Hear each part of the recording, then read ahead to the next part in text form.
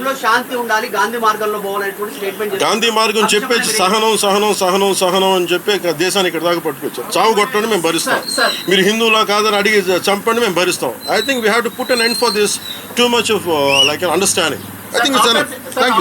ఈ దేశం ఎప్పుడు కూడా సహనానికి మారిపోయేది. అందరూ బాగుండాలి, అన్ని మతాలు బాగుండాలి, అన్ని ధర్మాలు ఇక్కడ విలసిల్లాలని కోరుకుంటాం. ఇక్కడ మనం ఎప్పుడు కూడా ఆ మతానికి ధర్మానికి ఇవ్వాల్సిన గౌరవం ఇచ్చే నేలది అని మనం సమస్యలు వస్తే దాన్ని దాటే ఆలోచిస్తాం మనం, అంతేగాని చాలా తక్కువ స్థాయిలో కానీ లేదంటే కింద స్థాయిలో ఆలోచించే సమాజం కాదు. కానీ తప్పనిసరి యుద్ధం కావాలని మనం ఎవరం కూడా కోరుకోం, గొడవ పెట్టుకోవాలని ఎవరూ కోరుకోని. కానీ ఒకసారి దాడి చేస్తున్నప్పుడు ఒకసారి ఆత్మ రక్షణార్థం చేయక తప్పదు. ఒకసారి ఎట్లా అన్నా అంటే నాకు తెలిసి ఈ ప్రపంచ చరిత్రలో ఒకటి రెండు రోజుల్లోనే పూర్తిగా ఒక మాట మాట్లాడి దానికి విరుద్ధంగా మాట్లాడే ఆ వైరుధ్యభరితమైన రాజకీయ నాయకుడు ఈ ప్రపంచంలోనే ఎవడున్నాడన్నా? ఓసరవల్లి కూడా జరిగిన వాడు బాబు నన్ను పోల్చొద్దురా బాబు అని చెప్పని దానికి నోరు ఉంటే అట్లా మాట్లాడుతుంది.